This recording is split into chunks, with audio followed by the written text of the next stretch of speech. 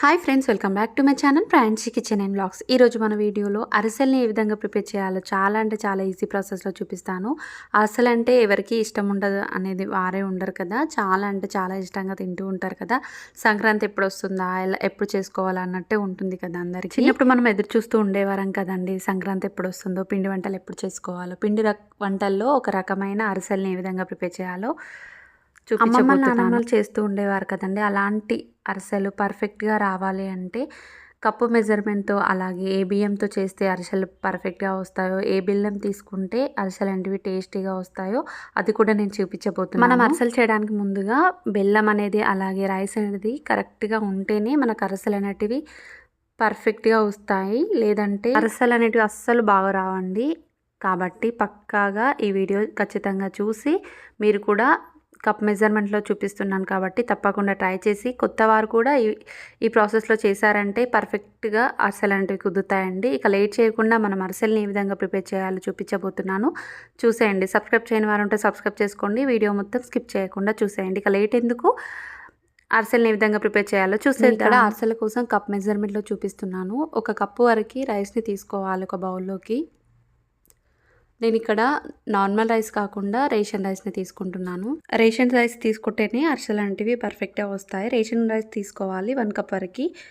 ఇందులోకి మనం స్మెల్ రాకుండా ఉండాలి అంటే, కొందరు స్మెల్ వస్తాయి రైస్ అని అంటూ ఉంటారు కదా, అలా రాకుండా ఉండాలి అంటే 1 టేబుల్ స్పూన్ లేదంటే 1/2 టేబుల్ స్పూన్ వరకు సాల్ట్ వేసుకొని మొత్తం ఒకసారి మిక్స్ చేసేసుకొని వాటర్ వేసుకొని ఒక 3-4 టైమ్స్ వరకు బాగా నీట్గా కడిగేసుకోవాలి.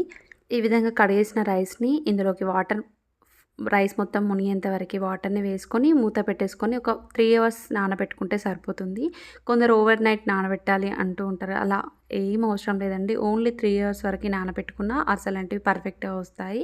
ఈ విధంగా 3 అవర్స్ తర్వాత రైస్ అనేది నానిపోయి ఉంటాయి కదా, ఇది మొత్తం కడిగేసుకొని మరొకసారి ఫ్రెష్ వాటర్తో కడిగేసుకోవాలి. ఇలా కడిగిన తర్వాత వాటర్ మొత్తం వంచేసుకొని ఒక క్లాత్లోకి రైస్ మొత్తం వేసేసుకొని మూటలాగా కట్టేసుకోవాలి.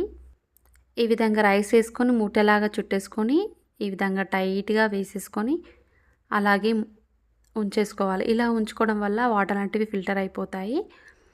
ఇలా ఒక 5 మినిట్స్ వరకు పక్కకు పెట్టేసుకున్నామంటే ఇందులో ఉన్న వాటర్ మొత్తం, ఎక్స్ట్రా వాటర్ మొత్తం వెళ్ళిపోతాయి. ఈ విధంగా ఒక 5 మినిట్స్ వరకు పక్కన పెట్టేసుకుందాం. ఆరబెట్టాల్సిన పని లేదండి. ఇలా మూట కట్టేసుకొని పెట్టేసుకున్నామంటే వాటర్ మొత్తం డ్రై అయిపోతాయి. ఫ్యాన్ కింద మాత్రం అస్సలు ఆరబెట్టకూడదు. ఈ విధంగా ఒక 5 మినిట్స్ వరకు మూట కట్టేసుకొని పెట్టుకున్న రైస్ని చూద్దాం. మనము ఓపెన్ చేసి చూద్దాం. చూసారు కదండి, ఈ విధంగా రైస్ అనేటివి ఆరిపోయి ఉంటాయి. వాటర్ మొత్తం డ్రై అయిపోయి ఉంటాయి. మరీ డ్రై అవ్వకూడదు. చేతికి మనం వాటర్ అనేటివి తగలాలి. ఈ విధంగా డ్రై అవుతే సరిపోతుంది. రైస్లో ఉన్న ఎక్స్ట్రా వాటర్ మొత్తం పోయి చేతికి తగిలేంత తడి ఉంటే అప్పుడు ఆరిపోయిన రైస్ ఉంటాయి కదా, వాటిని కొద్దిగా తీసుకుంటూ మిక్సర్ జార్లో వేసుకుంటూ మిక్సీ పట్టేసుకోవాలి. మీరు మిక్సీ పట్టేటప్పుడు ఈ టిప్ అనేది మర్చిపోకూడదు. మిక్సీ పట్టేటప్పుడు ఆపుతూ ఆన్ చేస్తూ మిక్సీ పట్టేసుకోవాలి. ఒకేసారి మిక్సీ పట్టినట్లయితే పిండి అనేది హీట్గా తయారవుతుంది. అలాంటప్పుడు టేస్ట్ అనేది రాదు అరిసెలు అనేటివి. ఈ విధంగా ఆపుతూ ఆన్ చేస్తూ మిక్సీ పట్టుకున్నారంటే పిండి కూడా మెత్తబడుతుంది, అలాగే సాఫ్ట్గా పిండి అనేది తయారవుతుంది. ఈ విధంగా మిక్సీ పట్టుకున్న పౌడర్ ఉంటుంది కదా, దాన్ని ఇప్పుడు జల్లించుకోవాలి. ఈ విధంగా పూర్తిగా జల్లించేసుకోవాలి. ఇలా జల్లిస్తున్నప్పుడు మీకు చివర్లో రవ్వగా వస్తుంది కదా, అది మరొక్కసారి మిక్సీలో వేసుకొని మిక్సీ పట్టేసుకోవాలి. ఇంకా నానబెట్టిన బియ్యం ఉంటాయి కదండి, అందులో వేసేస్తూ మిక్సీ పట్టేసుకోవాలి. సేమ్ ఇదే విధంగా మిగతా బియ్యంని కూడా ఇలానే మిక్సీ పట్టేసుకుంటూ ఈ విధంగా జల్లించేసుకోవాలి పిండిని. చూసారు కదండి, ఇంత జల్లించుకున్న తర్వాత ఇంత మెత్తగా ఉండాలి, ముద్దలా ఫామ్ అవ్వాలి. అప్పుడే అరిసెలు అనేవి వస్తాయి. ఈ విధంగా మెత్తగా మిక్సీ పట్టుకున్న పిండి ఉంటుంది కదా, ఇది గాలి పోకుండా ఈ విధంగా ప్రెస్ చేసుకోవాలి. ఇలా ప్రెస్ చేసుకున్న తర్వాత తడి క్లాత్ ఉంటుంది కదండి, ఆ క్లాత్ పెట్టేసుకొని మూత పెట్టేసుకోవాలి. ఈ విధంగా గాలి పోకుండా ఈ విధంగా మూత పెట్టేసుకొని పాకంని ప్రిపేర్ చేసుకుందాం. ఇది పక్కన పెట్టేసుకొని పాకాన్ని ప్రిపేర్ చేసుకుందాం. పాకం కోసం బెల్లాన్ని మనము అరిసెల బెల్లం మెత్తగా ఉంటుంది, అలాంటి బెల్లంని మాత్రమే తీసుకోవాలి. నేను ఇక్కడ ఏ కప్పుతో అయితే మనం రైస్ తీసుకున్నామో అదే కప్పుతో ముప్పావు కప్ అంత బెల్లం తీసుకోవాలి. అంటే 3/4 కప్ వరకి బెల్లం తీసుకోవాలి. కరెక్ట్‌గా సరిపోతుంది. మీకు ముప్పావు కప్పు తెలవని వారి కోసం చెప్తున్నాను. హాఫ్ కప్ పైన 2 ఆర్ 3 టేబుల్ స్పూన్ వరకి బెల్లం వేసుకుంటే ముప్పావు కప్ అవుతుంది. ఇలా తీసుకోండి. కరెక్ట్‌గా అరిసెలకి పాకం అనేది వస్తుంది.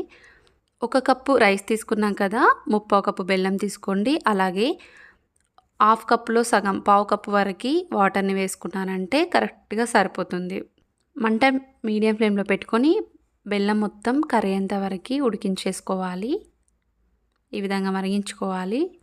చూసారు కదండీ! ఈ విధంగా బెల్లం మొత్తం కరిగిన బెల్లాన్ని ఫిల్టర్ చేసేసుకోవాలి. ఇందులో ఏమైనా డస్ట్ ఉంటే వెళ్ళిపోతుంది కాబట్టి ఖచ్చితంగా మీరు బెల్లంని కరిగిపోయిన తర్వాత ఇలా ఫిల్టర్ చేసుకుంటే డస్ట్ అనేది వెళ్ళిపోతుంది. ఈ విధంగా ఒక బౌల్లోకి ఫిల్టర్ చేసేసుకోవాలి. ఈ విధంగా బెల్లాన్ని ఫిల్టర్ చేసుకున్న తర్వాత ఒక బౌల్లోకి వేసేసుకొని ఇలా మరిగించుకుంటూ ఉంటే పాకం అనేది వస్తుంది. ఈ విధంగా మంటని మీడియం ఫ్లేమ్‌లో పెట్టుకొని మరిగించుకున్నట్లయితే పాకం అనేది వస్తుంది. ఇలా ఉడికేటప్పుడు మనం హాఫ్ టేబుల్ స్పూన్ వరకి యాలకుల పౌడర్‌ని వేసుకోవాలి. ఇప్పుడు మనం ఒక ప్లేట్‌లోకి వాటర్ వేసుకొని పాకం వచ్చిందో లేదో మనం చెక్ చేసుకోవాలి. చూసారు కదండీ! ఇగో మనకు పాకం అనేది రాలేదు. ఇక్కడ మనకు బాల్ లాగా ఫామ్ అవ్వలేదు. కాబట్టి పాకం అనేది రాలేదు. ఇంకా కాస్త మనం ఉడికించుకోవాలి. మనం పాకం చెక్ చేసుకునేటప్పుడు ఈ విధంగా నురగగా ఉంది. ఇప్పుడు పాకం చెక్ చేసుకున్న తర్వాత చూడండి, కాసేపటికి ఈ విధంగా నురగ అనేది తగ్గి ఈ విధంగా దగ్గర పడడం స్టార్ట్ అవుతుంది. ఇలా స్టార్ట్ అయినప్పుడు మనం ప్లేట్‌లోకి వాటర్ వేసుకొని కొద్దిగా పాకాన్ని వేసుకొని చూస్తే ఇలా వేలుతో ఈ విధంగా దగ్గర చేసుకున్నానంటే బాల్ లాగా అవుతుంది. చూసారు కదండీ! ఈ విధంగా పాకం రావాలి. మరీ ఎక్కువ కాస్త గట్టిగా పాకం వచ్చితే అరిసెలు కూడా గట్టిగా వచ్చేస్తాయి. ఈ విధంగా మెత్తగా ఉండాలి. పాకం అనేది వచ్చిందంటే స్టవ్ ఆఫ్ చేసేసుకొని పక్కకు దించేసుకోవాలి. పాకం రావడం కోసం చాలా భయపడుతూ ఉంటారు కదండీ! అలా భయం ఏం లేకుండా లైట్‌గా ఈ విధంగా నురగ అనేది తగ్గింది అంటే పాకం అనేది వస్తున్నట్టు. ప్లేట్‌లోకి వేసేసుకొని చెక్ చేసుకున్నారంటే ఈ విధంగా బాల్‌లా ఫామ్ అవుతే సరిపోతుంది. పాకం అనేది వచ్చినట్టే. ఇలా పాకం వచ్చిన తర్వాత మనం ముందుగా మిక్సీ పట్టేసుకున్న రైస్ ఫ్లోర్ ఉంది కదండీ! అది కొద్దిగా వేసుకుంటూ కలిపేసుకోవాలి. ఒకరు హెల్ప్ తీసుకొని ఒకరు వేస్తూ ఉంటే ఒకరు కలుపుతూ ఉన్నట్లయితే ఈ విధంగా గడ్డల్లాగా కాకుండా ఉంటుంది. ఒకరే చేస్తూ ఉన్నట్లయితే ఈ విధంగా వెంటనే పిండి వేస్తూ కలిపేసుకోవాలి. స్పీడ్‌గా కలిపేసుకోవాలి. ఫస్ట్ టైం అరిసెలు చేసేవారైతే ఈ విధంగా మందంగా ఉండే బౌల్‌ని తీసుకున్నట్లయితే మీకు కలపడానికి కూడా ఇలా ఈజీగా ఉండే బౌల్‌నే తీసుకోవాలి. మందంగా ఉండి కలపడానికి ఈజీగా ఉండే బౌల్‌ని తీసుకున్నట్లయితే అరిసెలాంటివి కూడా చేయడానికి ఈజీగా ఉంటుంది. ఈ విధంగా నేను తీసుకున్న పిండి అనేది 1 కప్ పిండి కరెక్ట్‌గా సరిపోయింది నాకైతే. ఒకేసారి పిండి వేయకుండా ఈ విధంగా కొద్దిగా పిండి వేస్తూ కలుపుకున్నారంటే కరెక్ట్‌గా సరిపోతుంది పాకంలోకి ఈ బియ్యపిండి అనేది. 1 గ్లాస్ రైస్‌కి ముప్పావు కప్పు బెల్లం అలాగే పావు కప్పు వరకు వాటర్ వేసుకున్నారంటే అరిసెలాంటివి కరెక్ట్‌గా ఈ ఇంగ్రీడియెంట్స్ కరెక్ట్‌గా సరిపోతాయి. అలాగే అరిసెలు కూడా పర్ఫెక్ట్‌గా వస్తాయి. ఈ మెజర్మెంట్స్ మీరు గుర్తుంచుకున్నారంటే అరిసెలు ఈజీగా చేసేసుకోవచ్చు. కొత్తగా చేసేవారైతే ఇలా కప్ మెజర్మెంట్‌లో చూస్ చేయండి. ఈజీగా చేసేసుకోగలుగుతారు. ఇందులోకి 1 టేబుల్ స్పూన్ వరకు నెయ్యిని వేసుకొని మొత్తం ఒకసారి కలిపేసుకోవాలి. ఇప్పుడు వేరే గిన్నెలోకి తీసేసుకోవాలి. అదే గిన్నెలో ఉంచినట్లయితే అది వేడిగా ఉంటుంది కాబట్టి ఇది గట్టిగా అవుతుంది. కాబట్టి మనం వేరే గిన్నెలోకి ఆ గిన్నెకి కూడా ఆయిల్‌నైనా నెయ్యినైనా అప్లై చేసుకొని అందులోకి వేసేసుకొని మూత పెట్టేసుకోవాలండి. ఇప్పుడు మనం మిగతా ప్రాసెస్ చూద్దాం.